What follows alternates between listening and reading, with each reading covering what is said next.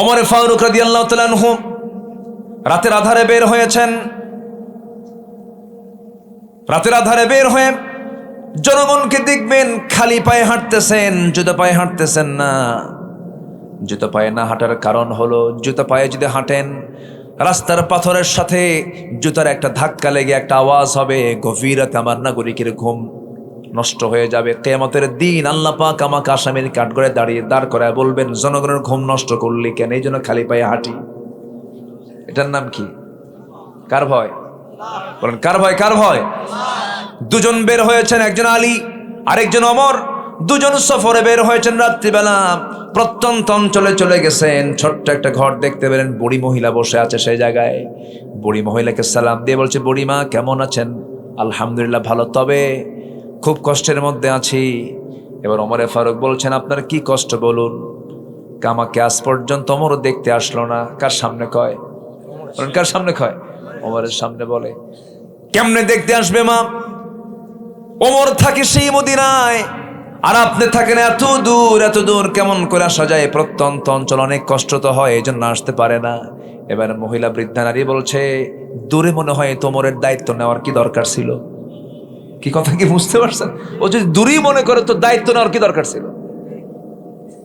আসামি হয়ে গেলে ওমরে ফারুক সঙ্গে সঙ্গে চোখ দিয়ে পানি বের হয়ে গেছে। যদি এই মহিলা কিয়ামতের দিন আমাকে ধরে ফেলে, আমি নাজাত পাবো না। এই মহিলার সাক্ষী আমাকে জাহান্নামে নিয়ে যাবে। এবার বলছে, মা একটা প্রস্তাব দেব কি? সেই প্রস্তাবটা হচ্ছে, আপনি কি এই মামলাটা মিটায় নেবেন নাকি আপনি মাফ করে দেন ওমরে ফারুক রে? ওমরে ফারুক রে মাফ করবো না। মাফ করে দেন, টাকা দেওয়া হবে, দিনার দেওয়া হবে। 25 দিনারের চুক্তি করা হলো, 25 দিনার তার হাতে দেওয়া হবে। এমন সময় ওমরে ফারুক নিজের পরিচয় গোপন করে রাখছেন। দূর থেকে আলীকে ডাক দিচ্ছেন, আলী এইদিকে আসো, আমিরুল মুমিনিন ওমরে ফারুক, আমি আসতেছি। মহিলার কানে এই নামটা চলে গেছে। মহিলা থরথর করে কাঁপের, এতক্ষণ ধরে আমি কার সঙ্গে কথা বললাম, ভয় থরথর করে কাঁপতেছে। ওমরে ফারুক বলছেন, মহিলা আপনার চেহারা ফ্যাকাশে হয়ে গেছে কেন? তিনি বলছেন, না ভুল করে ফেলেছি ওমরে ফারুক, আমিরুল মুমিনিন আমাকে মাফ করে দেন। না না, ভুলটা আপনি করেন না, আমি করেছি, আপনি আমারে মাফ করে দেন। আপনি যা নিয়েছেন টাকা, এই যে টাকা দিয়ে দিলাম। তিনি কোনো লেখার জিনিস না পেয়ে করলেন কি, নিজের জামাটা ছিঁড়লেন, জামার কাপড়ে লিখে নিলেন। মহিলার কাছ থেকে 25 দিনারের বিনিময়ে মামলা তুলে নেওয়া হলো। কথা বোঝেন নাই? ওই কাপড়টা, ওই কাগজটা, ওই লেখাটা লিখে নিয়ে আসলেন। বাড়ির বউ পরিবারকে জানায় দিয়ে বলছেন, ও পরিবারের সদস্যরা, আমি যেদিন ওমর মরে যাব, সেই দিন আমার কাপড়ের সঙ্গে এই চিঠিখানা দিয়ে দিবা। আমি আল্লাহর সামনে এই চিঠিখানা দিয়ে আমি নাজাতের জন্য আল্লাহর কাছে আপিল করবো। জোরে বলেন সুবহানাল্লাহ। এটার নাম হলো তাকওয়া। এটার নাম কি বলেন? তাকওয়া। মান ইউতিইল্লাহা ওয়া রাসূলাহু ওয়া ইয়াখশাল্লাহা ওয়া ইয়াত্তাকিহি ফাউলাইকা হুমুল ফাইজুন। জোরে বলুন আল্লাহু আকবার। প্রত্যেক আয়াতে ফাইজুন আছে না নাই? ফাউজুন কবীর আছে না নাই? মুফলিহুন আছে না নাই? আজকে আমার ফাইজুন মুফলিহুন এগুলো দিয়ে শেষ। নাম্বার 6 হলো, ধৈর্যশীল যারা হবে তারা বিশাল বড় সফলতা পাবে। ইন্নী জাযাইতুহুমুল ইয়াওমা বিমা সাবারু আন্নাহুম হুমুল ফাইজুন। ধৈর্য আছে যার, সফলতা আছে তার। একটা প্রশ্ন করব, বলুন তো ভাই, বিয়ে আগে না ধৈর্য আগে? অনেকে চুপ করে আছে। বিয়ে আগে? বিয়ে আগে না ধৈর্য আগে? ধৈর্য নাই যার, সংসার নাই তার। ধৈর্য আছে, সংসার আছে। ধৈর্য নাই, সংসার নাই। বলুন তো, ব্যবসা আগে না ধৈর্য আগে? গেঞ্জি বিক্রি করে দোকানদার, এক গেঞ্জি দেখি এক গেঞ্জি নাই না 10 গেঞ্জি দেখে এক গেঞ্জি নাই? 10 গেঞ্জি দেখালো, এরপরে গেঞ্জি কিনলো না। এখন কি কাস্টমারকে কি করবে দোকানদার? রাগ হবে? রাগ হলে ব্যবসা হবে? রাগ হলেও ভিতরে ভিতরে জ্বলবে, কিন্তু মুখে হাসবে। মুখে কি করবে? হাসবে। রাগ করলে পরে ব্যবসা হবে না। আর যদি মনে করেন তুই কিনবি না কেন, বাইন্দা কেনাবো, আসবে কাস্টমার? আসবে না। রাগ করবেন, সব শেষ হয়ে যাবে, পরিবার শেষ হবে, সংসার শেষ হবে, ব্যবসা শেষ হবে, দায়িত্ব শেষ। এক মহিলা ফোন দিয়ে বলে, হুজুর একটা প্রশ্ন। কি প্রশ্ন? আমার স্বামীটা সকালেও তালাক দেয়, বিকেলেও তালাক দেয়, আমি আসি না নাই? সকালেও তালাক দেয়, বিকেলেও তালাক দেয়। এরকম কিছু বদমাইশ আছে না? আছে না? আছে না? তালাক টালাক দিয়ে আমাদের কাছে বলে, হুজুর আমার দুটো মেয়ে আছে, হুজুর দেখেন তো কোনোদিকে ফাঁক ফোকর দিয়ে কিছু করা যায় নাকি? পিটাইয়া সোজা করা দরকার বেয়াদবগুলোকে। শক্তি খাটাও না, শক্তি খাটাও কোন জায়গায় খাটাও? যেটা হারাম হয়ে যায় সেদিকে খাটাও কেন? আবার আফসোস করো কেন? থুতু ফেলে দিয়ে সেই থুতু চাটতে চাও কেন? কি আসতে কোন কেন? ইমানদারের জবান হবে দুর্বল না মজবুত? যা করবে, যা বলবে সেটাই ইমান। আল্লাহু আকবার বলে। ধৈর্যশীল হব। একজন নবীর মধ্যে খুব রাগ ছিল, সে নবীর নাম কি বলুন তো? রাগ না কমান পর্যন্ত নবুয়ত পাইছেন উনি। ইতিহাস আছে না, অনেক লম্বা ইতিহাস আছে না। রাগ কমানোর জন্য আল্লাহ পাক ছাগল চড়াতে বললেন। ছাগল চড়া 10 বছর। ছাগল তো খুব শান্ত প্রাণী, তাই না? একবার ব্রেক মারলে দড়ি ছিঁড়ে যাবেন আপনি, ও নড়বে না, তুই যা। সেই ছাগল চড়ানোর দায়িত্ব দিয়েছেন মুসা সাল্লামকে 10 বছর। রাগ কমছে, নবুয়ত দিচ্ছেন। সুবহানাল্লাহ। এই ওয়াজ করলে 3 ঘন্টা লাগতো, সময় তো নাই। কেমনে সময় আজকে গেল বুঝলামই না আমি, কেমনে গেল আমি টেরই পাইলাম না।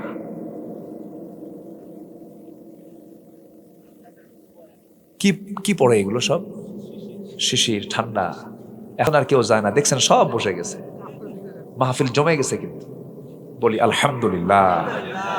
ভাববেন না ফজর পর্যন্ত চালাবো, শেষ করে দিচ্ছি। ফজর ফজর আলোচনা চলো, হুজুর মরুক। হ্যাঁ, আপনার তো এক রাত, আমার তো সব রাত। 7 নাম্বার, সৎ কাজের আদেশ, অসৎ কাজের বাধা। বিফল না সফল? ওয়ালতাকুম মিনকুম উম্মাতুন ইয়াদউনা ইলাল খায়রি ওয়া ইয়া'মুরুনা বিল মা'রুফি ওয়া ইয়ানহাউনা আনিল মুনকার ওয়া উলাইকা হুমুল মুফলিহুন। জোরে বলুন আল্লাহু আকবার। নাম্বার 8 হলো তওবা করা। তুবু ইলাল্লাহি জামিআন আইয়ুহাল মুমিনুনা লাআল্লাকুম তুফলিহুন। আছে? আমি কি তুফলিহুন আর মুফলিহুন স্যার আজকে ওয়াজ আছে আমার সব জায়গায়, শুধু এটাই বলতেছি। আমি এটা দিয়ে শুরু করেছি, এটা দিয়ে শেষ করব। আমি আলেম ওলামা যারা আছেন বুঝতেছেন বিষয়টা। আমরা সফল হতে চাই। সফল হতে চাই কার পরামর্শে? আল্লাহ। সর্বশেষ হলো নাম্বার 9, সফল হতে হলে 7টা গুণ লাগবে। قد أفلح المؤمنون الذين هم في صلاتهم خاشعون والذين هم عن اللغو معرضون والذين هم للزكاة فاعلون والذين هم لفروجهم حافظون। মুমিন হতে চাও, 7টা গুণ অর্জন করো। কয়টা গুণ বলেন? কি মুমিন হব আমরা? খাঁটি মুমিন। বলেন কি মুমিন হব বলেন? নাম্বার 1 নামাজ, নাম্বার 2 হলো বাজে কথা বাদ, নাম্বার 3 হলো যাকাত, নাম্বার 4 হলো লজ্জাস্থানের হেফাজত, নাম্বার 5 হলো লিআমানাতিহিম ওয়াহাদিহিম রাউন, আমানত ঠিক রাখা, নাম্বার 6 হলো ওয়াদা ঠিক রাখা, নাম্বার 7 নামাজের ব্যাপারে যত্নশীল হওয়া। আল্লাহ বলছেন তোর হাতে আমি জান্নাতের টিকিট, জান্নাতের চাবি দেব, তুই জান্নাতুল ফেরদাউসে ঢুকে যাবি। সুবহানাল্লাহ, যারাকাল সুবহানাল্লাহ। বসে পড়ো সম্মানিত ভাইয়েরা। وأنفقوا مما رزقناهم سرا وعلانية يرجون تجارة لن تبور। জোরে বলুন আল্লাহু আকবার। নিঃসন্দেহে যারা ঈমান আনবে, নিঃসন্দেহে যারা আল্লাহর কালামকে সুন্দর করে তেলাওয়াত করবে এবং নামাজ কায়েম করবে এবং আমি যে রিজিক দিয়েছি সেই রিজিক থেকে গোপনে প্রকাশ্যে আমার পথে যারা খরচ করবে, এই 3টা কাজে ওই বান্দার কখনোই লস নাই। যেরকম সুবহানাল্লাহ। সূরা ফাতিরের এই আয়াতে 3টা কাজ। আল্লাহর কালামের তেলাওয়াত, নাম্বার 2 হলো নামাজ কায়েম করা, নাম্বার 3 হলো গোপনে প্রকাশ্যে আল্লাহর পথে খরচ করা। এই 3টি কাজ করবে যারা, তাদের ভাগ্যে কোনোদিন লস জুটবে না। জোরে বলে সুবহানাল্লাহ। এই তিনটা কাজেই এই জাতি এগিয়ে না পিছিয়ে? আসতে কয় এগিয়ে না পিছিয়ে? নামাজ কায়েমের সংগ্রাম করবে, এখন নামাজই তো পড়ে না, কোরআন তো পড়তেই পারে না। এই জাতির যারা নেতৃত্ব দিয়েছে পার্লামেন্টে, 54 বছর যারা এমপি গিরি করেছে, তাদের তেলাওয়াতের দশা শুনলে পরে অবাক হয়ে যাবেন। কারি সাহেব যায় নাই, এক এমপিকে তেলাওয়াত করতে দিছে, শয়তান কয় তোর সে তেলাওয়াত আমার ভালো আছে। এই হচ্ছে জাতির অবস্থা। সব দেখা শেষ তো করলাম, এবার একটু কোরআনকে দেখবো আমরা। এত আস্তে ইনশাল্লাহ বললেন? এই পর্যন্ত দেশের পার্লামেন্টে আলেমরা কি ক্ষমতায় গেছে? টুপিওয়ালারা গেছে? কোরআন যারা চায় তারা কি গেছে এ পর্যন্ত? তো দোষ ধরবেন কি আপনারা? তারা তো ক্ষমতাই পায় নাই, দোষ কি ধরবেন আপনারা? যারা ক্ষমতায় ছিল দেখছেন তো, মদের আইন পাশ করেছে, সুদের আইন পাশ করেছে, বেশ্যাবৃত্তির লাইসেন্স দিয়েছে। নাউজুবিল্লাহ বলবেন না? তাহলে মদের আইন পাশ হলো আমার দেশের পার্লামেন্টে। মদের আইন কারা পাশ করে? মদের বোতল নিয়ে যারা রাত কাটায়। বেশ্যাবৃত্তির লাইসেন্স দেয় কারা? যারা নারী নিয়ে শুয়ে থাকে, ওরা তো লাইসেন্স দেবে। আমরা এগুলো আর দেখতে চাই না। আমরা আগামীর দেশকে কোরআন দেশ সাজাতে চাই। জোরে বলি ইনশাআল্লাহ। আল্লাহ কবুল করুন, জোরে বলি আমিন। সবাই তো চলেই যাব ভাই, কেউ তো বাঁচার জন্য আসেনি, কিন্তু শেষ নিঃশ্বাস পর্যন্ত আমি আমার আল্লাহর আনুগত্য করে যেতে চাই। আল্লাহ কবুল করুন, আল্লাহ কবুল করুন। ঠুকঠাক মেরে কয়েকটা সেজদা দিবেন, আর হজ করবেন, যাকাত দিবেন, কয়েকটা পয়সা দান করবেন, মসজিদ বানায় দিবেন, আর জান্নাত পাবেন। এত সস্তা না। জান্নাত পেতে হলে কমপ্লিট সারেন্ডার করতে হবে। কার সামনে? কার সামনে? আল্লাহর সামনে। চেয়ারগুলো ফাঁকা হয়ে গেল, সামনের কাতার পূরণ করুন, কাতার সোজা করুন, সামনে আসেন। ওই যে মসজিদে বলে না, সামনের কাতার পূরণ করুন, কাতার সোজা করুন, সামনে বসেন। সামনের সিটগুলো ফাঁকা পড়ে আছে। সম্মানিত ভাইয়েরা,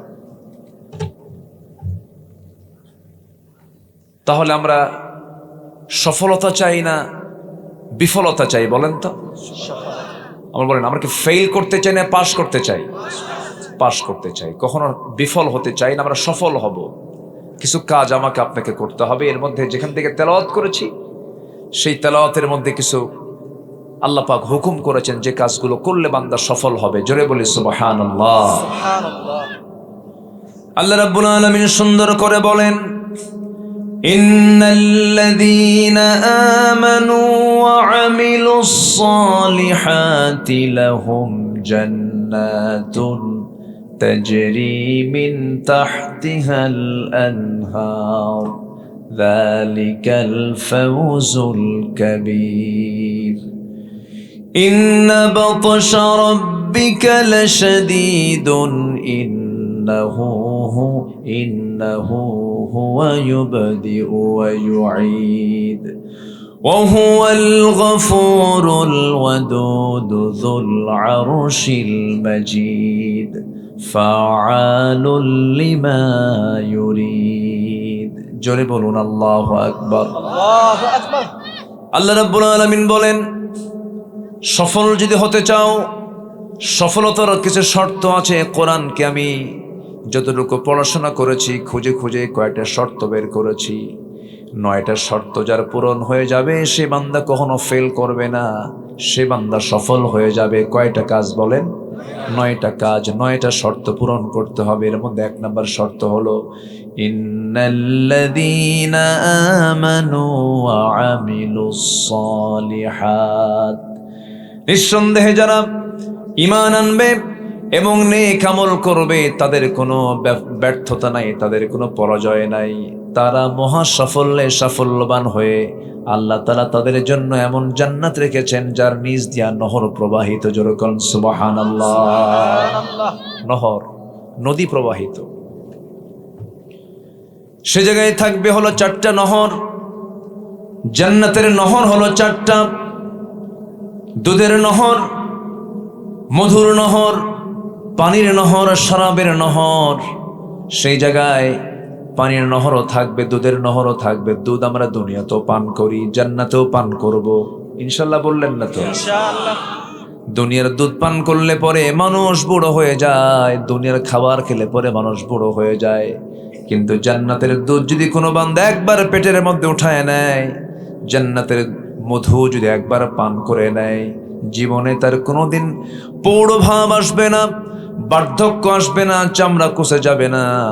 ওই বান্দার সারা জীবন জান্নাতের মধ্যে চির যৌবন নিয়ে সেই জায়গায় বেঁচে থাকবে। যেরকম সুবহানাল্লাহ। জান্নাত এমন একটি জায়গার নাম যেখানে বুড়া হওয়ার কোনো সুযোগ নাই, আবার ঘুমও নাই সেখানে। চাচা চলে গেলেন, আবার আসবে। আচ্ছা যাক, সমস্যা নেই, একটু বসেন। আমরা আগে ভাগে উঠতে চাই, কিন্তু আমাদের কপালটা এমন, বুঝলেন, লেখা থেকে প্রধান বক্তা কিন্তু হয়ে যায় শেষ বক্তা। মেইন টাইমগুলো, যৌবন টাইমগুলো সব খাইয়া শেষ করে আমারে উঠায় দেয় এমন সময়, যে সময়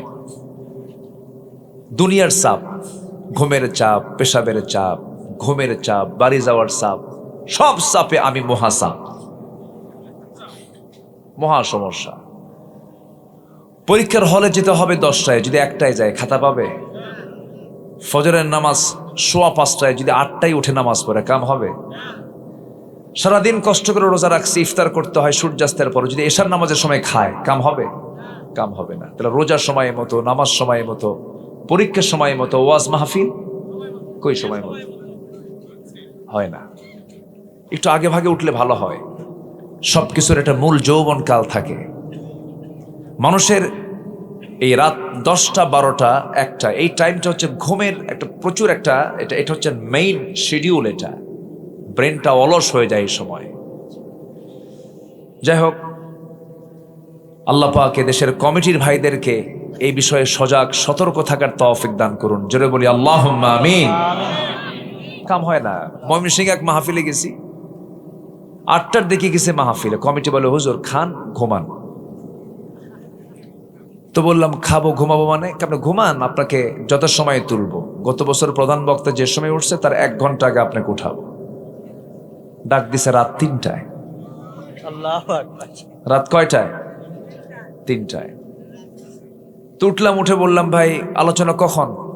গত বছর প্রধান বক্তা উঠছিল 4:30টায়, এবার আপনি 3:30টায় উঠেন। এই হচ্ছে আমার দেশ। কত বিচিত্র মানুষ আমার দেশে।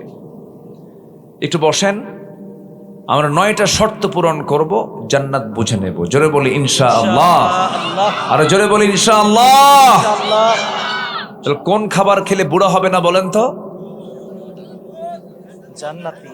দুনিয়ার দুধ? কিসের দুধ বলেন? কিসের দুধ? জান্নাতের। জান্নাতের 4টা নহর পান করলে পরে কোনদিন বুড়া হবে না সেই বান্দা। মধু পান করবে, জীবনের শক্তি তার ডাবল ডাবল হয়ে যাবে, যৌবন ডাবল ডাবল হয়ে যাবে। এবং জান্নাতের মধ্যে থাকবে এক্সট্রাক্টেড ড্রিঙ্কস, শরাব থাকবে। দুনিয়ার পচা মদ নয়, দুনিয়ার পচা মদ খেয়ে তাল না বেতাল, হোশ না বেহোশ।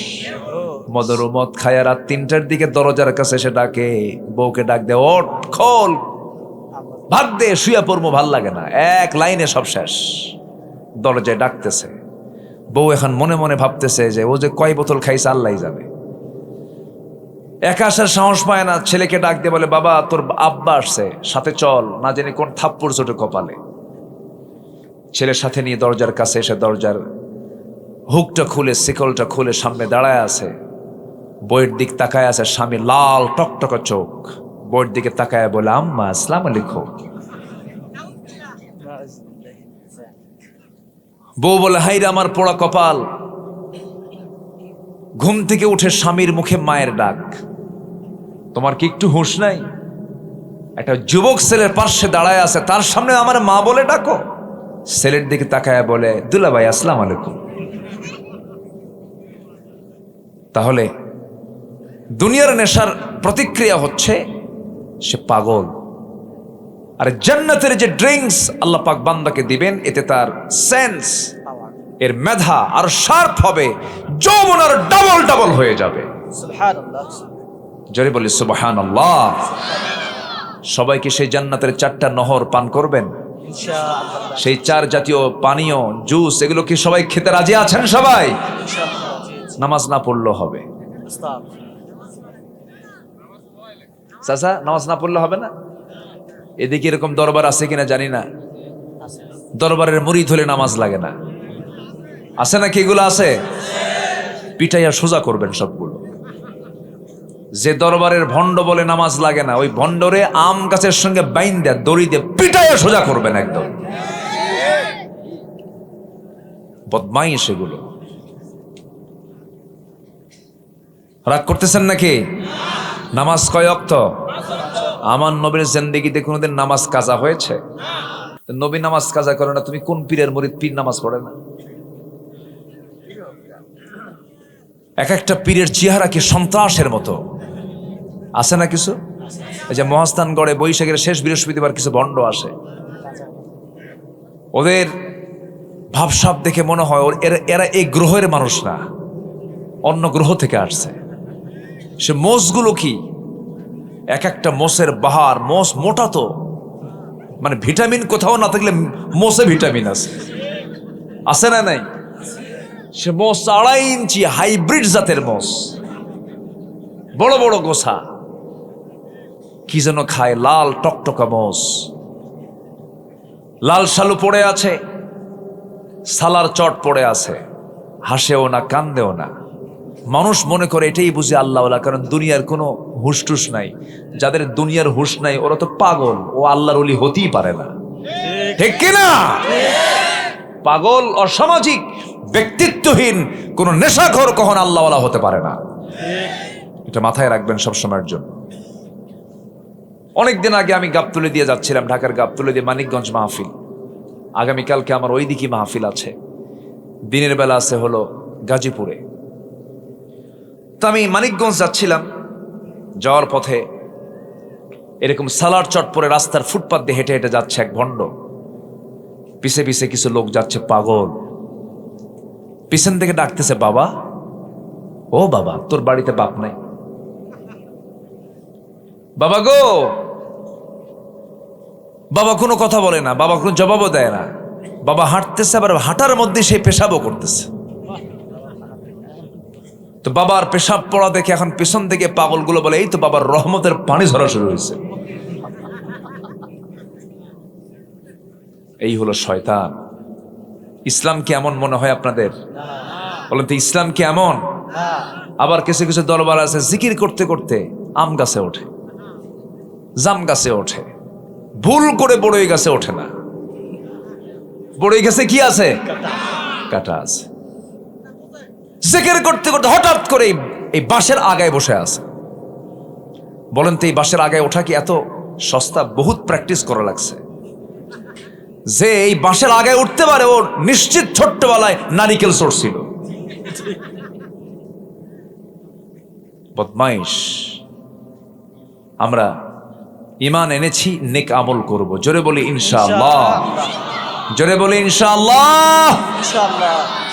ঈমানদার ব্যক্তিত্বহীন হবে না, ব্যক্তিত্ববান হবে, ব্যক্তিত্ব সম্পন্ন হবে।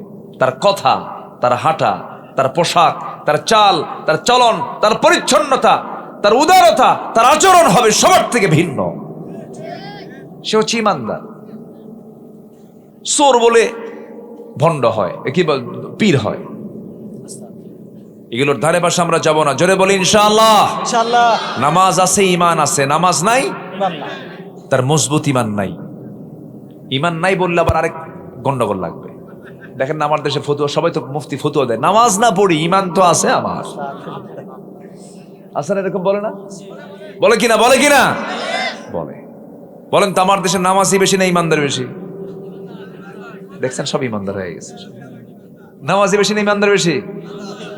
ইমানদার বেশি, ইমানদারি বেশি। আপনি নামাজি হয়েছেন তো কি হয়েছে, আমার ইমান আছে তো। তুই নামাজি, আমি ইমানদার, যা। ও 1 ডিগ্রি উপরে আছে। আমার বন্ধুগণ, মুসলিম হতে হবে, ইমানদার হতে হবে, আমলওয়ালা ইমানদার হতে হবে। আমলহীন ইমানের কোনো মূল্য নাই, আবার ইমানহীন আমলের কোনো মূল্য নাই। সমস্ত সম্পত্তি আপনি দান করে গেছেন, কিন্তু ইমান নাই, ওই দানের কোনো 4 পয়সা মূল্য নাই। আবার ইমান আছে, কোনো আমল নাই, তারও কোনো দাম নাই। দুইটাই সমান তালে থাকতে হবে। যেখানে ইমানের কথা সেখানে আমলের কথা আল্লাহ রাব্বুল আলামিন বলেছেন। আরেক জায়গায় বলছেন, সূরা কাহফ আরেক স্টাইলে বলছেন, ইন্নাল্লাযীনা আমানু ওয়া আমিলুস সালিহাতি কানাত লাহুম জান্নাতুল ফিরদাউসি নুজুলা খালিদিনা ফিহা লা ইয়াবগুনা আনহা হিওয়ালা। জোরে বলুন আল্লাহু আকবার। ঈমান যারা আনবে, নেক আমল যারা করবে, আমি আল্লাহ তাদের জন্য 7 নাম্বার নয়, 8 নাম্বার নয়, 6 number, 5 number, 4 number, 3 number, 2 number নয়, ভালো নেক আমল করলে পরে আমি তাকে 1 নাম্বার জান্নাত, জান্নাতুল ফিরদাউস বানা দিয়ে দেব। জোরে বলুন সুবহানাল্লাহ। সবাইকে জান্নাত নিতে রাজি আছেন তো বলেন? ইনশাআল্লাহ। সবাই কি জান্নাত নিতে চান? জান্নাত নিতে হলে জান্নাতের লাইনে থাকতে হবে, জাহান্নামের লাইনটা ছেড়ে দিতে হবে।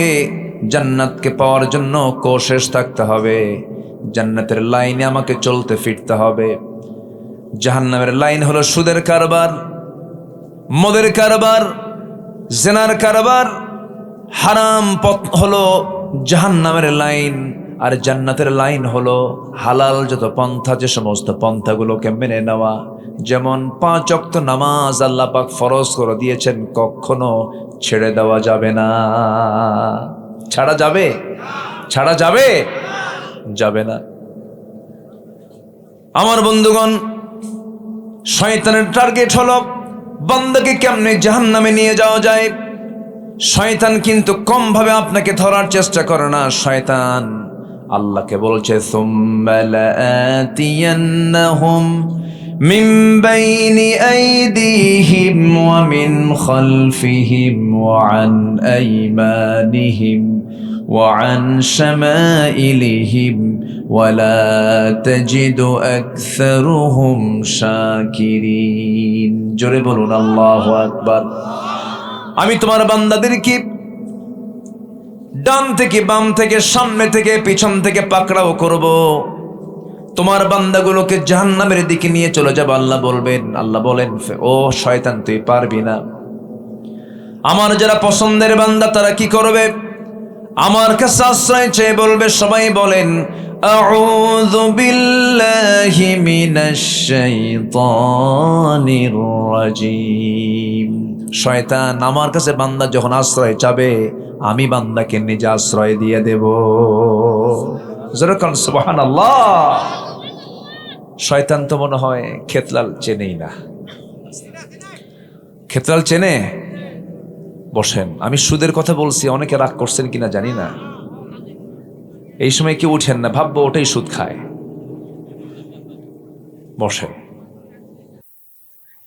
আমার বন্ধুগণ, শয়তান প্রত্যেক রাতে স্পেশাল সময়ে আসে। 24 ঘন্টার ভিতরে একটি স্পেশাল সময় আছে, যেই সময়টা আল্লাহ রাব্বুল আলামিন 7 আকাশ থেকে প্রথম আকাশে চলে আসেন। 7ম আকাশ, এটা কয় নাম্বার আকাশ? 1 নাম্বার। বলেন কয় নাম্বার? কয় নাম্বার? 1 নাম্বার। আরো আছে কয়টা বলেন উপরে? মোট কয়টা হলো?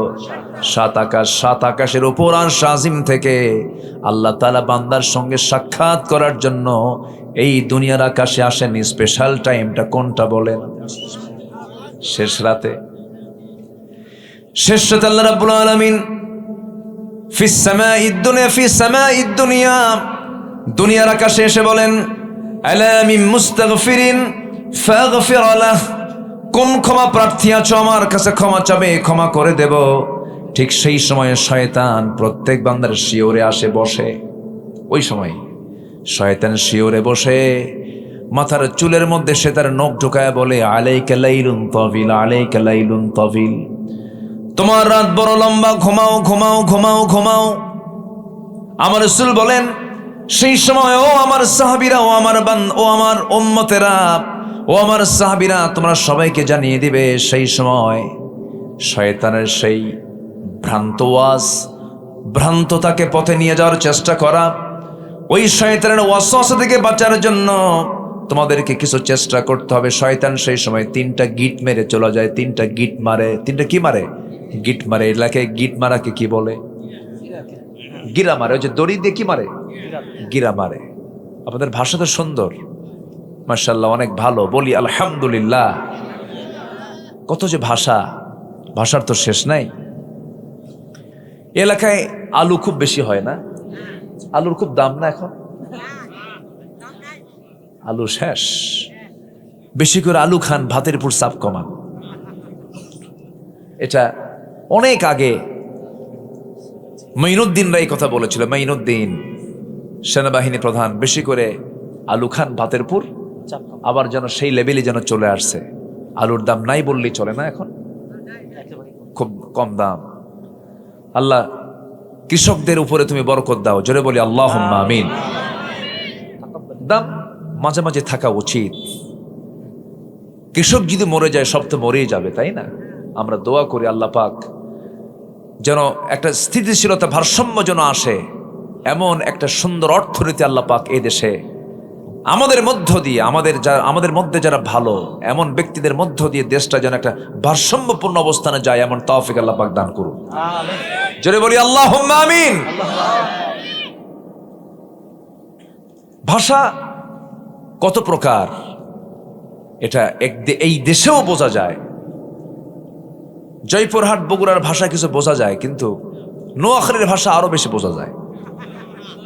চিটাগাং আরো কঠিন, কঠিন ভাষা। ওই সিলেট তো কোনো কথাই নাই, খুব কঠিন ভাষা। সেদিক থেকে আপনারা অনেক ভালো আছেন। তবে একটু পশ্চিমে গেলে, নওগাঁর দিকে গেলে, নিয়ামতপুর ছাত্রার দিকে, ওরা আবার সালাম দিতে পারে না, আসসালামু আলাইকুম।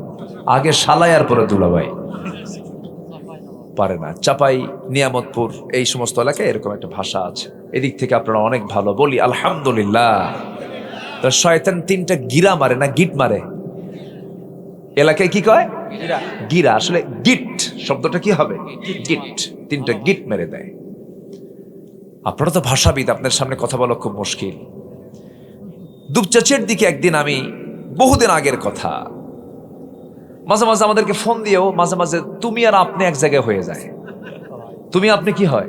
এক জায়গায় দোয়া করবেন তুমি, দোয়া করবেন তুমি, মানে তুমি আপনি সব মিক্স হয়ে যায়। ভালো লাগে, মজা, খুব সুন্দর লাগে। কে গুরু, আপনি খাবেন তো খাবেন, না খাবেন তো গুদগুদাবিন না, ঠিক আছে না? এরকম গুরুকে আপনিও বলে আবার, তাই না? দুপচাচা, হ্যাঁ, এরকম হয়। ভাষার মধ্যে একটা সৌন্দর্য কে দিয়েছেন বলেন তো? কে দিয়েছেন? শয়তান 3টা গিট মারে। 3টা গিট মেরে বলে, তুমি থাকো, তুমি ঘুমাও, এই কথা বলে চলে যায়। রাসূল বলছেন, ও আমার সাহাবীরা, শয়তানের বেঁধে দেওয়া সেই 3টা গিটকে যদি তোমরা ছুটাতে চাও, প্রথম কাজ হবে, সুন্দর করে তুমি যখন আজান শুনবা, শোনার সঙ্গে সঙ্গে পিঠটা তুমি বিছানা থেকে সরায় নিবা। যখন তুমি ঘুম থেকে উঠে বসবে, 1 নাম্বার গিট ছুটে যাবে। নাম্বার 2 হলো, আজান শুনে ওযু বানাবা, ওযু করার সঙ্গে সঙ্গে তোমার 2 নাম্বার গিটটা ছুটে যাবে। ওযু করার সর্বক্ষণের জন্য ফরজ। তাহাজ্জুদ নামাজ পড়া কি বলেন? নফল। কিন্তু ওযু করা কি বলেন? ফরজ। জোহরের 2 রাকাত সুন্নাত পড়া কি? সুন্নাত। কিন্তু ফরজ পড়া ফরজ, ঠিক আছে, কিন্তু 2 রাকাত সুন্নাত পড়বেন। ফরজ পড়তে নিয়ে ফরজ পড়ে আপনার ওযু চলে গেছে, সুন্নাত পড়বেন। ওযু করা কিন্তু ফরজ। ওযুর কোনো সুন্নাত হয় না। নামাজ যেটাই হোক না কেন, ওযু যখন করবেন আপনার জন্য ফরজ হুকুম হয়ে গেল। আমার বন্দেগণ, ওযু যখন করবে 2 নাম্বার গিটটা ছুটে যায়। বান্দা যখন নামাজের উদ্দেশ্যে বাড়ি থেকে পায়ে হেঁটে হেঁটে মসজিদের দিকে রওনা দিয়ে যখন বান্দা যখন সূরা ফাতিহা পড়ে রুকুতে চলে যায়, নামাজটা যখন আদায় করে, 24 ঘন্টার জন্য 3 নাম্বার গিট ছুটে যাওয়ার পর 24 ঘন্টার জন্য শয়তান তার কাছে আসার আর সাহস পায় না। জোরে করুন সুবহানাল্লাহ। গিট মারে কয়টা বলেন? কোন সময়ে বলেন? কোন সময়? শেষ রাত্রিতে। সবাইকে এই 3টে গিট ছুটাতে রাজি আছেন? সবাইকে রাজি আছেন? কারা কারা? দেখি গিট কারা কারা ছুটাবেন দেখি। জোরে বলি ইয়া আল্লাহ, আমাদেরকে 5 ওয়াক্ত সালাত আদায় করার তৌফিক তুমি আল্লাহ দিয়া দাও। জোরে বলি আমিন, আরো জোরে আমিন। নামাজ কয় ওয়াক্ত? সবচেয়ে বেশি মুসল্লি খুঁজে পাওয়া যায় কোন ওয়াক্তে বলে? জুমার নামাজ। কোন নামাজ বলেন? কোন নামাজ? আর সবচেয়ে কম মুসল্লি কোন ওয়াক্তে বলে? ফজরে। কিন্তু গ্রামে যদি জরিপ করেন, গ্রামের মধ্যে যারা বসবাস করে সবচাইতে বেশি টাইম থাকে, মানে সবচাইতে বেশি উপস্থিত থাকে যে নামাজের টাইমে, সেটা কোন নামাজ বলেন? এশাও বাইরে থাকে, মাগরিবও বাইরে থাকে, অনেকে আসরও বাইরে থাকে, জোহরও বাইরে থাকতে পারে, কিন্তু একটা টাইম সবাই থাকে গ্রামে। সেটা বলেন কোন সময়? সবচেয়ে কম মুসল্লি কোন সময়? রাসূল বলেছেন যাদের ফরজ, যাদের ফজর নামাজ হয় না, মুনাফিক সেনার আলামত হলো যাদের ফজর নামাজ হবে না। তো এখন বলেন, গ্রামে গ্রামে মানুষ বেশি না মুনাফিক বেশি? বলেন। ফজর নামাজ পড়ে না। রাসূল বলেছেন বাড়িতে থাকে কিন্তু মসজিদে আসে না, আমার মনে হয় ওই বাড়িতে আমি আগুন লাগায় দেই। রাসূল বলেছেন, হাদিস, হাদিস কিনা, আমি আগুন লাগায় দেই। শুধু দেই না, দিতাম লাগায়া, নারী আর শিশু যদি না থাকতো। এখন বলুন, আপনার গ্রামকে নিয়ে আপনি কি ভালো আছেন? মসজিদ কাঁচা না পাকা? বলেন বলেন বলেন বলেন বলেন বলেন। শুধু কি পাকা না টাইলস? স্টাইল, টাইলস, এসি, বিশাল দামি মাইক, লাইট, হ্যালোজিন, ঝাড়বাতি, এয়ার কন্ডিশন সব আছে। ফজরের সময় মুসল্লি মোট 3 জন, ইমাম, মুয়াজ্জিন, খাদেম। যদি 3টার চাকরি না থাকতো এটাও থাকতো না। বাস্তব কথা বলছি আমি কি ভুল বলছি? আপনার এই শিবপুর গ্রামকে যদি আদর্শ গ্রাম বলতে চান, শ্যামপুর গ্রামকে যদি আপনি আদর্শ গ্রাম বলতে চান, তাহলে আগে দেখতে হবে ফজরের চিত্র। ফজর যদি জুমার চাইতে বেশি মুসল্লি হয়, ওই গ্রাম হবে সবচেয়ে আদর্শ, শ্রেষ্ঠ একটি আদর্শ গ্রাম।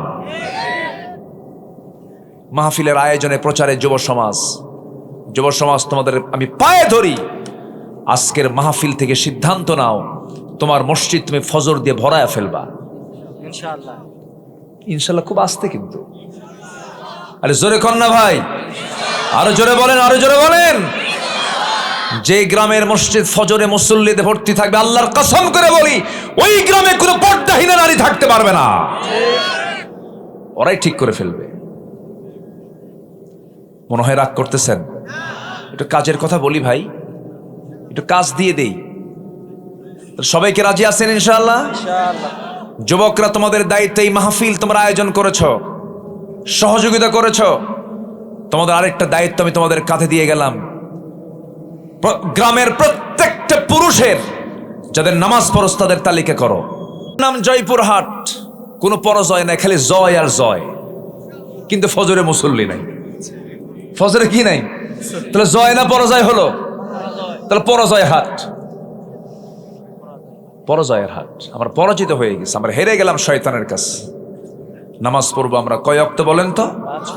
আসতে বলেন, কয় ওয়াক্ত নামাজ? 5 ওয়াক্ত নামাজ। নামাজ ছেড়ে দেওয়া যাবে না। রাসূল বলেছেন, মান তারাকা সালাতান মুতাআম্মিদান ফাকাদ কাফার। আল ফারকু বাইনাল মুমিন ওয়াল কাফির তারকুস সালাত।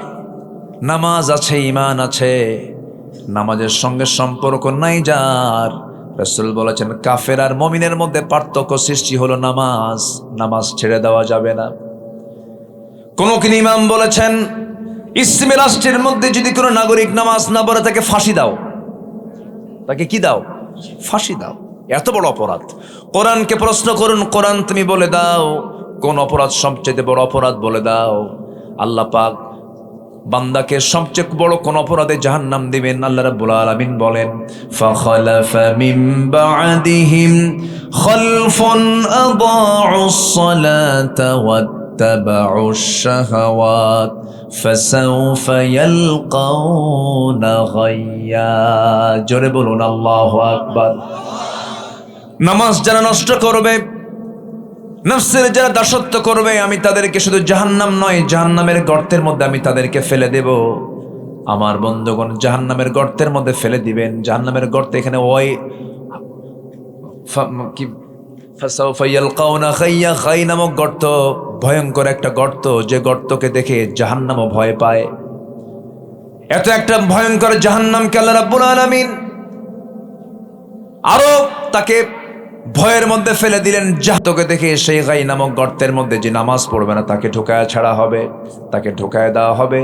এই জন্য আমার বন্ধুগণ, আমার দেশের সবচেয়ে বড় অপরাধ এখন যদি লক্ষ্য করা হয়, এই জাতির মধ্যে সবচেয়ে বড় অপরাধ হলো জাতি নামাজ পড়ে না। এই যে জাতি নামাজ পড়ে না, এই যে জাতি নামাজের কাছে আসে না, এই 54 বছর এই জাতির নেতৃত্ব যারা দিয়েছে তারা নামাজের জন্য কি পরিশ্রমটা করেছে, এখানে প্রশ্ন। এই যে ভাই উত্তরটা শোনেন, উত্তর দিচ্ছি। এই যে জাতি নামাজ পড়ে না, 54 বছরই কত নেতৃত্ব আমরা দেখলাম, কত ক্ষমতায় আসা লোক, আসা দলকে দেখতে পেলাম।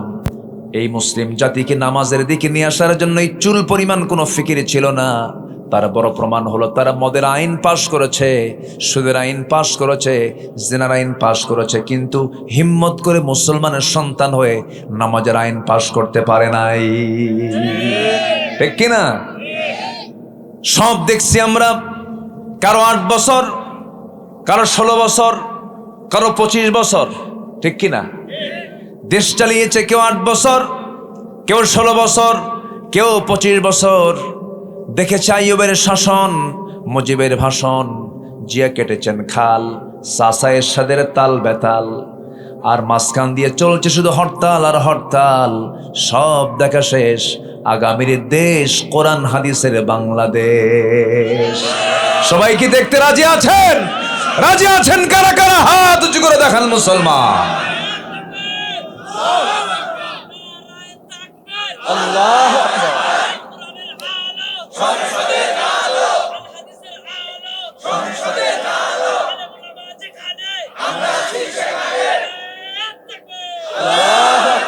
আমার নেতা তোমার নেতা, এটা যেন বাদ না যায়। আমরা নেতার সংকটে আছি, আমাদের কোনো সংকট নেই, শুধু নেতৃত্বের সংকট দূর হলেই জাতি সব সোজা হয়ে যাবে। ঠিক কিনা? কোন চোরকে আমরা নেতৃত্ব দিতে চাই না। দেশ থেকে শুধু টাকা লোপাট হয়েছে, ওরা দেশকে ব্যবসার পুঁজি বানিয়েছিল। আমার দেশের সন্তানগুলোকে হাতে অস্ত্র তুলে দিয়ে সন্ত্রাস বানিয়েছে, আর নিজের সন্তানদেরকে ইউরোপ আমেরিকায় পড়াশোনা করাইছে, বিয়ে বাড়ি বানাইছে আমেরিকা। সম্মানিত ভাইয়েরা, আমরা তাদের হাতে আর দেশ দিতে চাই না, আমরা আমানতদারদের হাতে আমরা দেশ তুলে দিতে চাই, যারা দেশকে প্রকৃত ভালোবাসে। আল্লাহ কবুল করুন, জোরে বলি আমিন, আরো জোরে আমিন। সফল হওয়ার জন্য 1 নম্বর শর্ত হলো আমরা ঈমান আনবো, নেক আমল করবো, জোরে বলি ইনশাআল্লাহ। কিন্তু আমরা আমাদের দেশে কিছু মুসলমান কেমন দেখতে পাই, যাদের সকালবেলা ঈমান আছে, বিকেলবেলা ঈমান নাই। ইউসবিহু মুমিনান ওয়া ইউমসি কাফিরান। সামান্য এক বিড়ির কাছে ঈমান বিক্রি করে দেয়। আপনি কি জানেন, আপনি একটা চোরকে সমর্থন দিলেন, সেই চোর চুরি করবে, আর আপনি বসে বসে সেই গুনাহ আপনার আমলনামায় যাবে। এটা খেয়াল করার দরকার আছে না নাই বলেন তো? আপনার ডাকাতকে ভোট দিবেন, সমর্থন করবেন, ওই ডাকাত ডাকাতি করবে, খুন করবে, খুনের গুনার অংশ আপনার আমলনামায় যাবে। একটাবার কি ভাববেন না? আপনি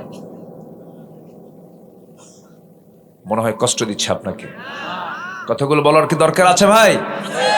আচ্ছা, এই যে ওঠে কেন, এই যাচ্ছে কেন, এই লোকগুলো এই যে যাচ্ছে, সবই কি এক নাম্বার?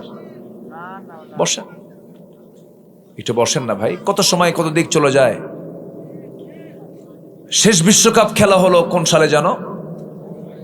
আমি কক্সবাজার থেকে আসতেছি মাহফিল করে, ফিরতেছি ঢাকার দিকে, রাত 2টার দিকে হঠাৎ করে ফোন। ভাবলাম কোনো মৃত্যু অথবা কোনো ইমার্জেন্সি কোনো নিউজ হতে পারে। সালাম দিয়ে বলল, হুজুর আমি আপনার কাছে ফোন দিয়েছি, একটু খাস করে দোয়া করবেন। অত রাতে দোয়া হয় কন্ত? তো বললাম, আপনি ফোন দিয়েছেন কেন, কি ব্যাপারটা কি? হুজুর আমি নিজেও দোয়া করলাম, আপনিও দোয়া করবেন। আমি কিছুক্ষণ আগে 2 রাকাত নামাজ পড়েছি, কিছুক্ষণ পর ব্রাজিল আর্জেন্টিনার খেলা। আমার রাগ এমন উঠলো, কি কব আর। তাহলে রাত 3টা পর্যন্ত যদি জেগে থেকে খেলার অপেক্ষায় থাকতে পারে, যেখানে বসে আছেন এই জমিন একদিন আমার আপনার জন্য আল্লাহর কাছে সাক্ষী হতে পারে, নাজাতের কারণ হতে পারে। একটা লোক উঠবেন না, জোরে বলি ইনশাআল্লাহ। কত সময় কত জায়গায় চলে যায়। এই জায়গায় বসার যে সম্মান, যে মর্যাদা, এটা যদি কেউ বুঝতো, লটারি দিয়ে হলেও বসতো, এই জায়গায় উঠতো না, টিকিট কেটে বসে থাকতো। গোপীনাথের মেলা আছে নাকি দিকে আসে, যাবেন, বেশি করে যাবেন, সব পাবেন। ভাবতেছেন হুজুর কোনো খোঁজ খবর রাখে না। সম্মানিত ভাইয়েরা, ঈমান আনবো আমরা সাহাবীদের মতো, জোরে বলি ইনশাআল্লাহ। আমার দেশে কিছু লোকের নামই আছে ঈমান আলী, ও ঈমান নিয়ে বসে আছে না, এরকম আছে না? নাম হলো ঈমান আলী, নামাজ পড়ে না। নাম হলো রমজান আলী, রমজান মাসে দুপুর বেলা ভাত খায়। নাম হলো হিম্মত আলী, সাইকেলের চাকা বাস্টলে সিট হয়ে পড়ে। নাম হলো আতর আলী, গোটায় গায়ে গাজার গন্ধ। নাম হলো বাদশা মিয়া, ভিক্ষা করে। নাম হলো খোকা মিয়া, বয়স 80 বছর, ও এখনো খোকায় আছে, বুড়ো হয় নাই। নাম দিয়া বংশ দিয়া জান্নাত মিলবে না। ঈমান একটা গুরুত্বপূর্ণ বিষয়। নাম দিয়ে বংশ দিয়ে যদি জান্নাত মিলতো, আবু লাহাবের বংশ, আবু জেহেলের বংশ আমার নবীর বংশ 2 না 1? এক বংশ। বাবার পরিচয় দিয়ে যদি সন্তান জান্নাত পেয়ে যেত, নূহ আলাইহিস সালাতু ওয়াস সালাম নবী ছিলেন, তার ছেলে কেনান, জান্নাত না জাহান্নাম? জাহান্নাম। নবীর বউ লূত আলাইহিস সালাতু ওয়াস সালামের বউ ছিল একজন কাফেরা, জান্নাত না জাহান্নাম? জাহান্নাম। স্বামীর পরিচয় দিয়া, ছেলের পরিচয় দিয়া, বাবার পরিচয় দিয়ে যদি জান্নাত মিলে যেত, ইব্রাহিম আলাইহিস সালাতু ওয়াস সালাম একজন নবী ছিলেন, তার বাবা ছিল একজন মুশরিক আজার, জান্নাত না জাহান্নাম? জাহান্নাম। অতএব কোন বংশের পরিচয় দিয়ে জান্নাত মিলবে না, বাবার পরিচয় দিয়ে জান্নাত মিলবে না। জান্নাত পেতে হলে বংশ লাগবে না ঈমান লাগবে? সফলতার 1 নম্বর শর্ত হলো ঈমান। 9টা শর্ত আছে, কেবল চলতেছে কয় নাম্বার বলেন? নুরু। ওয়াজ কি শেষ না শুরু? বহু লম্বা লম্বা কথা। একজন সাহাবীর কথা মনে হলো, মাসখানেক আগে, মাস 1.5 আগে গিয়েছিলাম মক্কা মদিনায়, ঘুরে আসলাম। আহারে, নবীর মদিনায় যখন হাঁটতাম মনে হতো আমার প্রিয়জন এখানে শুয়ে আছেন, আমার প্রাণের চেয়ে প্রিয় শুয়ে আছেন। ইমাম মালিক রাহিমাহুল্লাহ মদিনার মাটিতে যখনই আসতেন, কখনো তিনি জুতা পায়ে হাঁটতেন না। যখন বলা হতো, মালিক তুমি জুতা পায়ে হাঁটো না কেন? তপ্ত রোদের, এই তপ্ত রোদ, এই তপ্ত রোদে তোমার পাটা ঝলসে যাবে, কেন তুমি খালি পায়ে হাঁটো? তিনি বলতেন, ভাইরে, যে মদিনার মাটিতে রাসূল শুয়ে আছেন, সেই মদিনার মাটিতে আমি কেমনে জুতা পায়ে হাঁটি? কারণ জীবনের চাইতে রাসূলকে বেশি ভালোবাসি। জোরে কোন সুবহানাল্লাহ। আমার বন্ধুগণ, কাদের মতো ঈমান আনতে হবে? একজন সাহাবীর কথা মনে হয়ে গেল, ঈমান এনেছেন, কত বড় পরীক্ষা চলে আসলো। আপন চাচা বলে ফেলতেছে, ভাতিজা, বাপ মরে গেছে, তোকে দেখেছি, তুই এতিম ছিলি, তোকে বড় করেছি, শুনলাম তুই নাকি ঈমান এনেছিস। সঙ্গে সঙ্গে ভাতিজা বলছে, চাচা শুনবেন কেন, আপনি দেখেন, আশহাদু আল্লা ইলাহা ইল্লাল্লাহু ওয়াহদাহু লা শারীকা লাহু ওয়া আশহাদু আন্না মুহাম্মাদান আবদুহু ওয়া রাসূলুহু। হেদায়েতের মালিক কে? চাচা বলছে, ভাতিজা আমার বাপ দাদার ধর্মে তুমি চুনকালি মেরেছো, তোমাকে রক্ষাই। তুমি কি জানো এর ফলাফল কি হতে পারে? সব সম্পত্তি জোর করে তোমার হাত থেকে ছিনিয়ে নেব। মুস্কি হাসি মেরে বলছে, চাচা সম্পদ সম্পদ ছিনিয়ে নেওয়ার হুমকি দেখান? আপনি কি জানেন আমার ইমানের কাছে শুধু আমার সম্পদ কেন, গোটা দুনিয়ার সম্পদ আমার কাছে তুচ্ছ। জরকান সুবহানাল্লাহ। আর বিড়ির প্যাকেট একখান দিয়া কয়, ঠিক আছে দেখবো। আছে না নাই? আছে না নাই?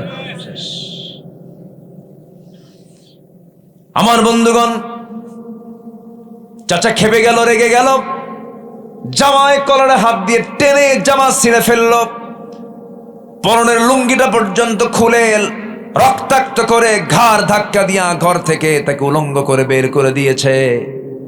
বের হয়ে গেলেন ইমান নিয়া। কি নিয়া? ইমান নিয়ে। সব ছাড়লেন, কি ধরলেন? ইমান ধরলেন। মার দরজায় গিয়ে বলছে, মা দরজা খুলো, আমাকে দেখো না, আমাকে উলঙ্গ করে চাচা ঘর থেকে বের করে দিয়েছে।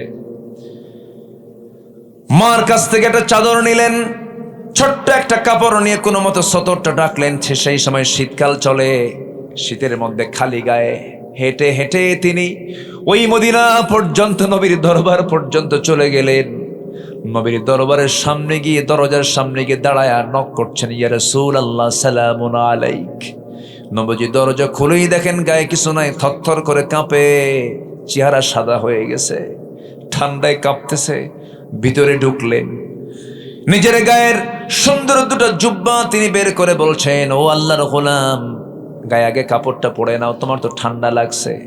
বিস্তারিত শুনলেন। এরপরে রাসূল মুস্কি হাসি মেরে বলছেন, তোমার চাচা তোমাকে উলঙ্গ করে ঘর থেকে বের করে দিয়ে বস্ত্রহীন করেছে, আমি তোমাকে আমার গায়ের জুব্বা, আমি তোমার বরকতময় জুব্বা দিয়ে দিলাম। ঈমান আনলে লস না লাভ? পরাজয় না বিজয়? বিফল না সফল? সফল। এই তো সফলতা শুরু হয়ে গেল। আমার নবীজি বললেন, ও আব্দুল্লাহ, তুমি আমার কাছে কিছু চাও নাকি?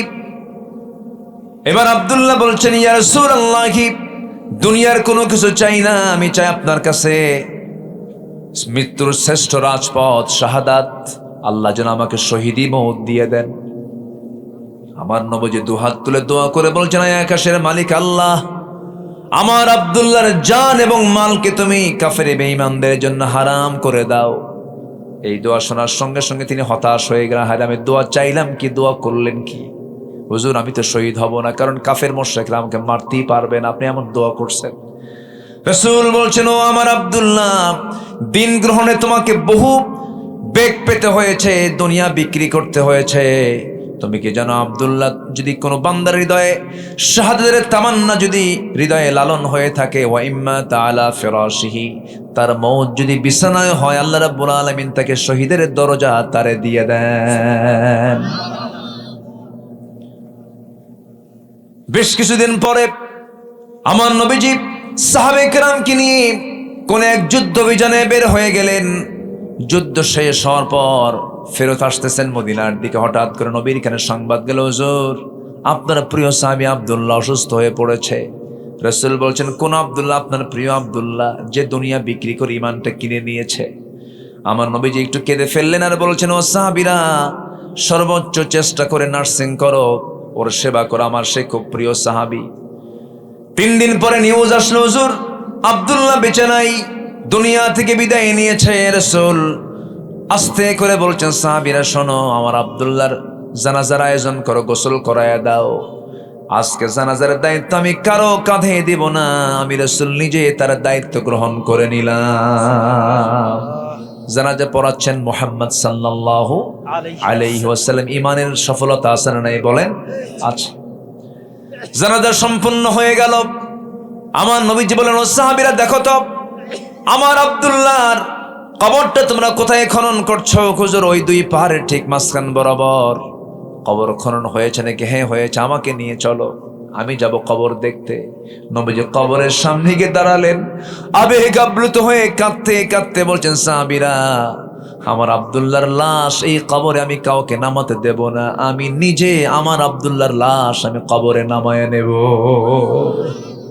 আমার নবীজি নিজে আগে কবরে নামলেন।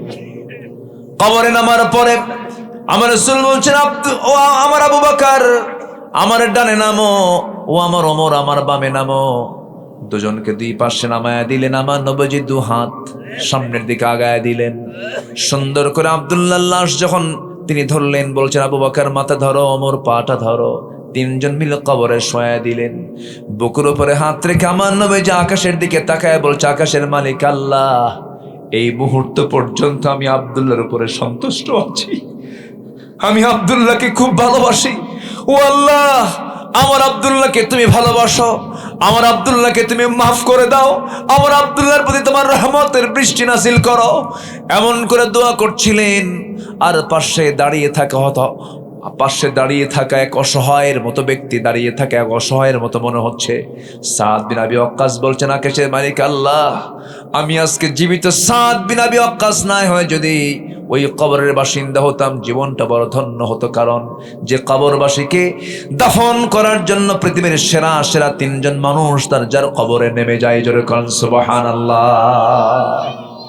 ইমানের সফলতা, ইমানকে লালন করব আমরা। সবার আগে ইমানকে আমরা প্রাধান্য দেব।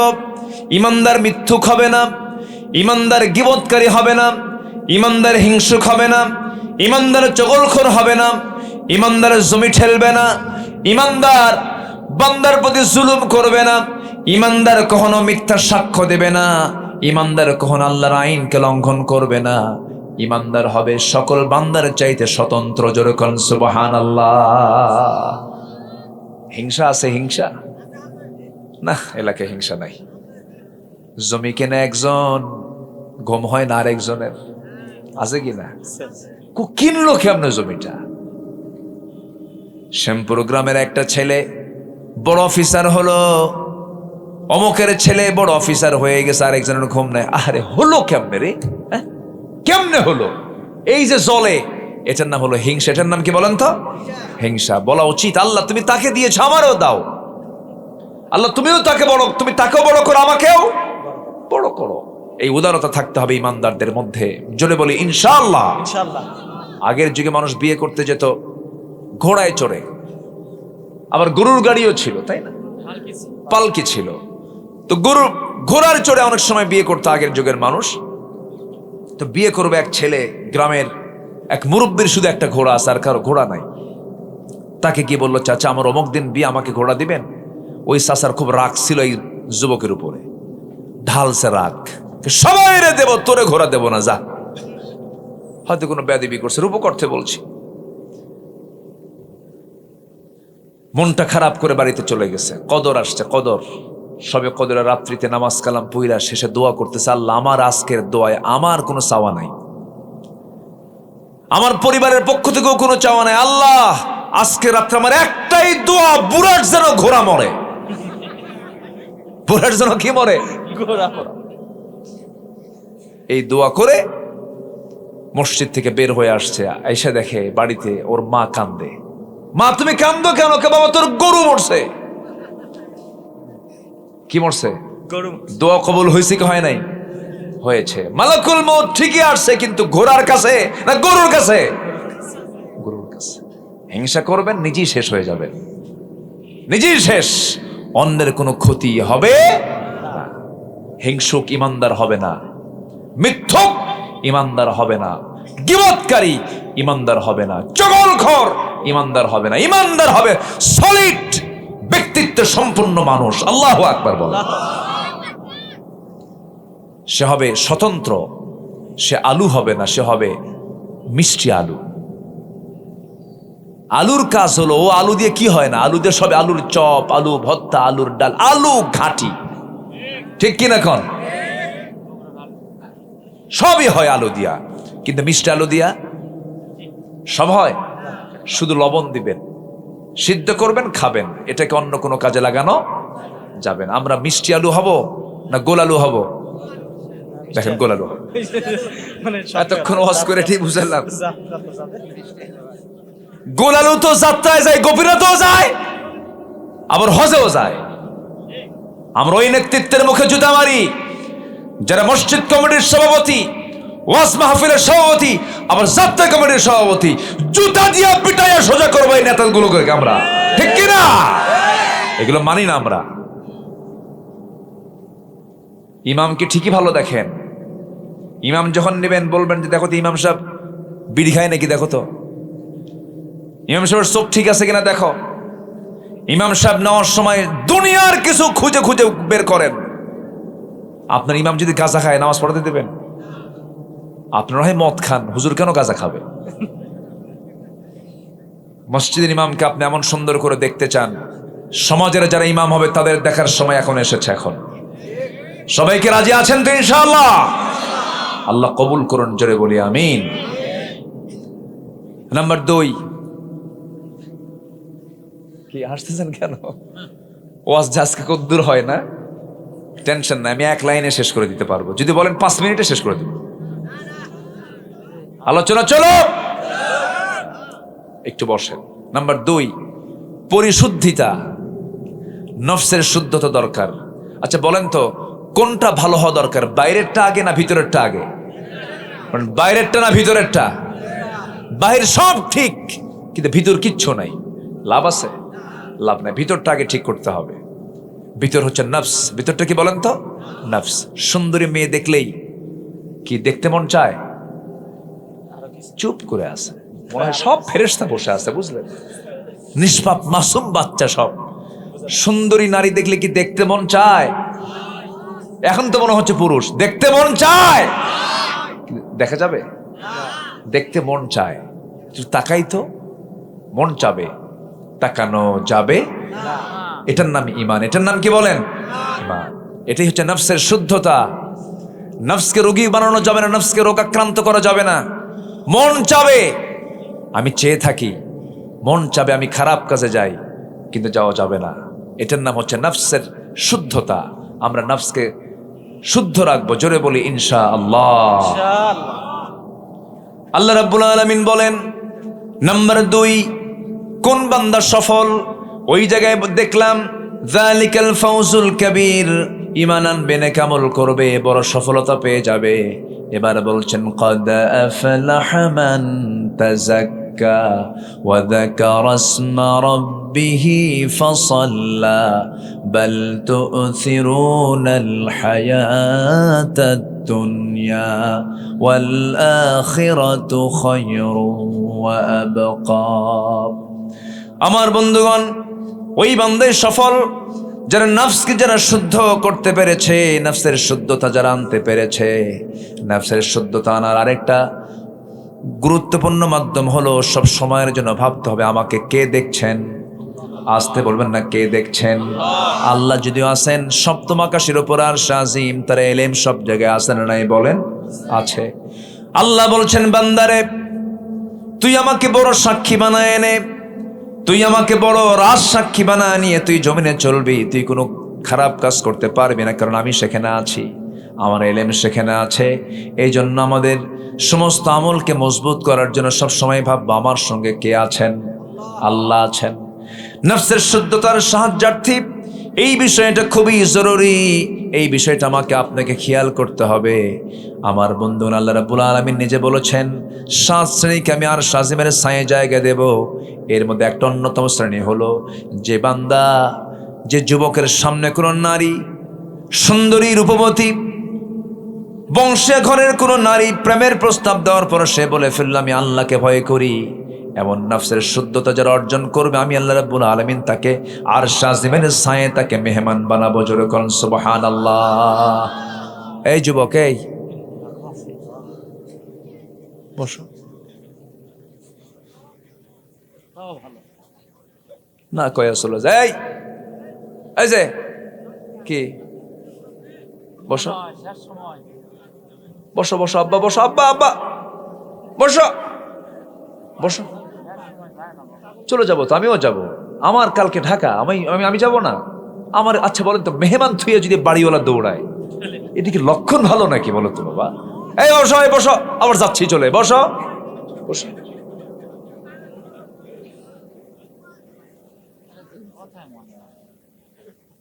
বসো বাবা।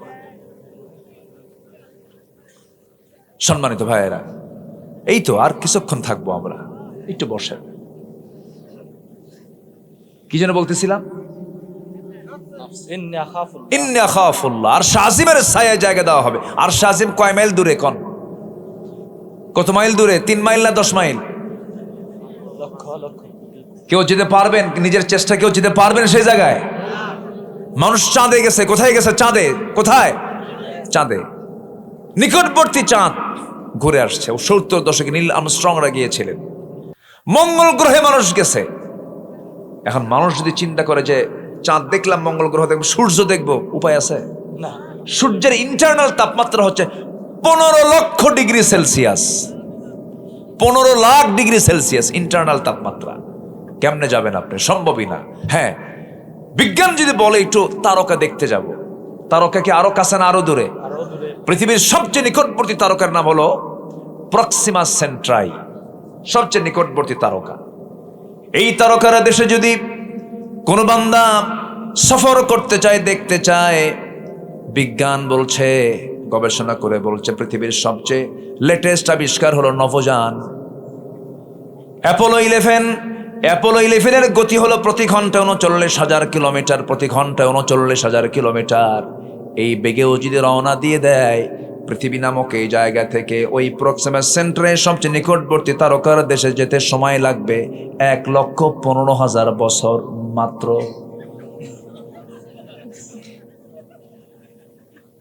ছোট্ট ছেলে বুঝে গেছে, দেখছেন? মাশাআল্লাহ। বলি আল্লাহ আল্লাহ আল্লাহু আকবার বলেন। 1,15,000 বছর মাত্র। মাত্র বাঁচবেন কয়দিন? যাবেন কোন দিন? আর আল্লাহ বলছে, তুই আমার ভয়ে নিজের সতীত্ব, নিজের যৌবনকে কন্ট্রোল করবি, নফসকে কন্ট্রোল করবি, নফসের শুদ্ধতা আনবি, আমি আল্লাহ তোকে স্পেশাল মেহমান বানায়া আর শাহিমের ছায়ায় জায়গা দিয়ে দেব। জোরে কোন সুবহানাল্লাহ। কত বড় নিয়ামত, কত বড় প্রাপ্তি আল্লাহ পাক বান্দাকে দিতে চান, কিন্তু বান্দা নিতে চায় না। জান্নাতের যে নিয়ামত, দুনিয়ার জন্য আমরা পাগল। আমার রাসূল একটা মরা ছাগলের কান ধরে আছেন, মরা ছাগলের, সে কানটা আবার কাটা। কানটা কি কাটা? ধরে বললেন, এটা কেউ টাকা দিয়ে কিনবা? হুজুর, টাকা দিয়ে কেনা যায়? ওর তো কানও ঠিক নাই, দামি নাই।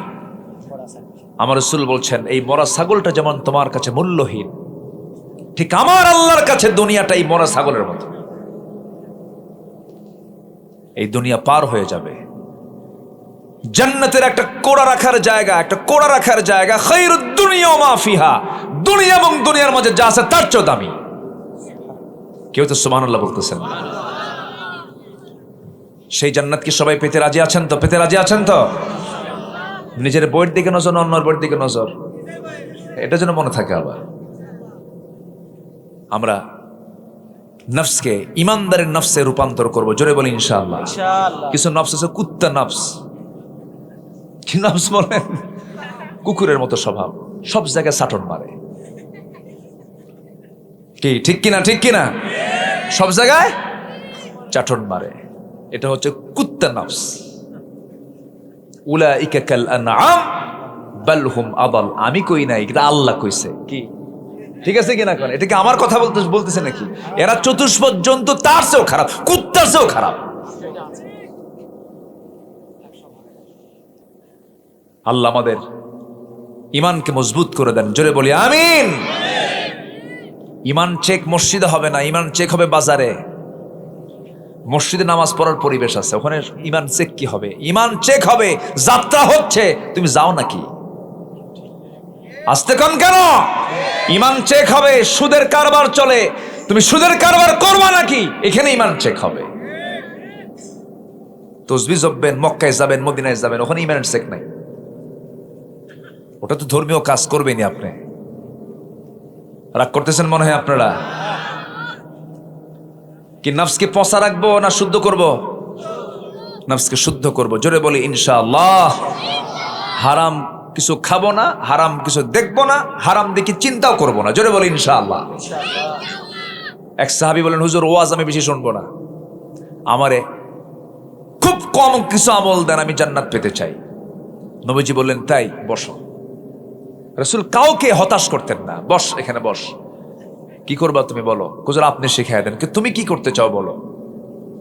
ওই সাহাবী বলছেন, ইদা সাল্লাইতুল মাকতুবাত ওয়া সামতু রমাদান ওয়া আহলালতুল হালাল ওয়া হাররামতুল হারাম ওয়া লাম আযিদ আলা যালিকা শাইআন আদখুলুল জান্নাতা ইয়া রাসূলুল্লাহ। তিনি বলছেন, হুজুর আমি যদি 5 ওয়াক্ত নামাজ পড়ি, রমজান মাসে রোজা রাখি, হালালকে হালাল জেনে হালাল জীবন গ্রহণ করি, হারামকে হারাম জেনে হারাম জীবন যদি ছেড়ে দেই, আমি কি জান্নাত পাবো নাকি? রাসূল মুস্কি হাসি মেরে বললেন, সাহাবী তুই জান্নাতি। জোরে কোন সুবহানাল্লাহ। আমাদের মূল প্ল্যান হলো জান্নাতে আমাকে যেতেই হবে, জোরে বলি ইনশাআল্লাহ। কিন্তু যে বিড়ি টানে, বা বিড়ির টান দেখে মনে হয় ওর জন্মই হয়েছে বিড়ি খাওয়ার জন্য, আছে কিনা বলেন? এত বিড়ি খায়, দেখছেন কেন কথা? শেষ হতে আরেকটা, আরেকটা শেষ হতে আরেকটা, রাত 3টার দিকে ঘুম থেকে উঠেও খায়, সকালবেলার নাস্তা মিস, কিন্তু বিড়ির কোনো মিস নাই। বাথরুমে ঢোকে সেখানেও খায়, সাড়ে ওদিকে ধরে, যেরকম নাউজুবিল্লাহ। আর সে যাবে জান্নাতে, কম কথা, ওর জান্নাতে যেও তো বিড়ি তালাশ করবে। এক মাহফিলে গেছি কুড়িগ্রাম, নাম শুনেছেন তো? আমাদের দেশে কিছু গ্রাম আছে, চট্টগ্রাম আছে, 14 গ্রাম আছে, আর মাত্র এদিকে কি গ্রাম? কুড়িগ্রাম। আবার পাটগ্রাম আছে, আবার এখানে কি আছে? 5 গ্রাম। সর্বনিম্ন এটাই তো, এর নিচে আর নাই, 0 গ্রাম নাই আর কোথাও। 8 গ্রামও আছে। আচ্ছা তাহলে থামেন, আমি কই, চট্টগ্রাম শুনছেন তো নাম? এই কুমিল্লার দিকে আসতে 14 গ্রাম, এরপরে চলে গেছে পাটগ্রাম, তার পাশে আছে হলো কুড়িগ্রাম। 8 গ্রাম, মাত্র 5 গ্রাম। তা আমি গেছিলাম হলো কুড়িগ্রামে এক মাহফিলে। তা আমি এই বিড়ির ব্যাপারে যখন কথা বলছিলাম, জান্নাতের নিয়ামতের কথা বলছিলাম, জান্নাতে এই থাকবে, ওই থাকবে, এই নহর থাকবে, এই খাবার থাকবে, এরকম হুর থাকবে, জান্নাতের বর্ণনা প্রায় 1 ঘন্টা ধরে আয়াত টু আয়াত বলতেছিলাম। হঠাৎ করে এক চাচা সামনে দাঁড়ায় বলে, হুজুর ওয়াজ তো শুনলাম, জান্নাতের বহু নিয়ামত শুনলাম, হুজুর বিড়ি নাই। ওর এমন চিন্তা যে এইটা তো শুনলাম না, থাকবে কিনা। এরকম কিছু জান্নাতে দেওয়া হবে না।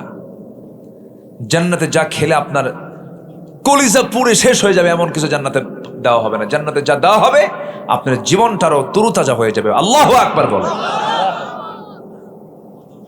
আল্লাহ তুমি সকল নেশা থেকে যুব সমাজকে হেফাজত করো, বিশেষ করে মদ, জুয়া, হেরোইন, আফিম, ফেন্সিডিল, এদিকে নাই তো ফেন্সিডিল। 5 বিবি কোন দিকে, হিলি কোন দিকে, খবর তো আছে? হ্যাঁ, আমার কাছেও খবর আছে। এগুলো করবা না, এগুলোর মধ্যে যাবা না, সব শেষ হয়ে যাবে, সব শেষ হয়ে যাবে।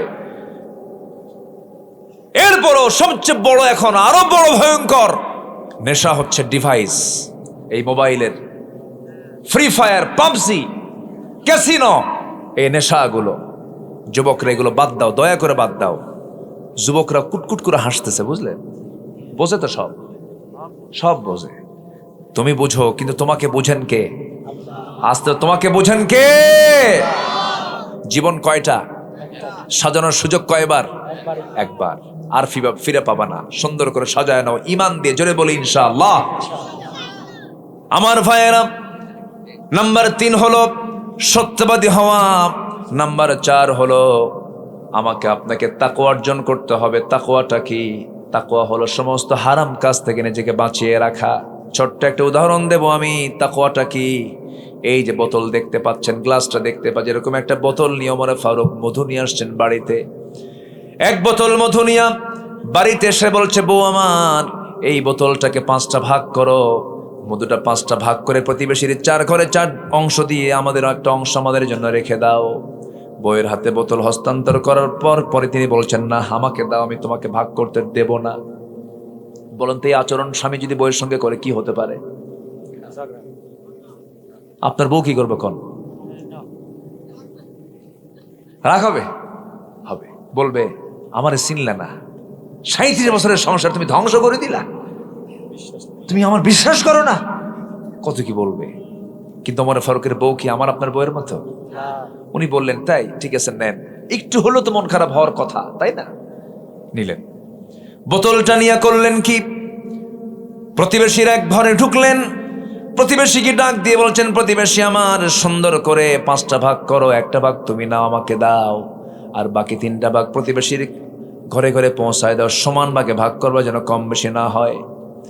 তার অংশের মধুটা নিয়ে চলে আসলেন নিজের ঘরে, বউয়ের হাত ধরে বলছেন, বউ আমার, আমি তোমাকে দারুণ ভালোবাসি, আমি দুনিয়া চালাই, তুমি আমার ঘর চালাও, আমার সন্তানকে দেখো, লালন পালন করো, খুব উপকার হয় আমার, আমি তোমার এই বিশাল বড় খেদমতকে কখনো অস্বীকার করবো না, আমি তোমাকে স্বীকার করে নিচ্ছি আমার বউ, আল্লাহর কসম করে বলে আমি তোমাকে সন্দেহ করে তোমার হাত থেকে বোতলটা নেই নাই, বোতল নেওয়ার উদ্দেশ্য আমি তোমাকে সন্দেহ করি নাই, বোতল নেওয়ার কারণ হলো এই বোতলটা আমি এই জন্য নিয়েছি, তুমি যখন সমান 5 ভাগে ভাগ করবে, যদিও সমান হয়ে যাবে, কিন্তু মধু তো তরল জিনিস, এই তরল জিনিস হওয়ার কারণে কিছু অংশ মধু তোমার হাতে লেগে যাবে, সে হোক না 1 ফোঁটা হোক, 2 ফোঁটা হোক, 3 ফোঁটা হোক, এই যে 1 ফোঁটা 2 ফোঁটা 3 ফোঁটা মধু যে তোমার হাতে বেশি আসবে, আমাদের অংশে বেশি আসবে, এটা চাই নাই মনে করে মধুবাগের দায়িত্ব আমি অন্যের কাঁধে চাপায়া দিয়েছি।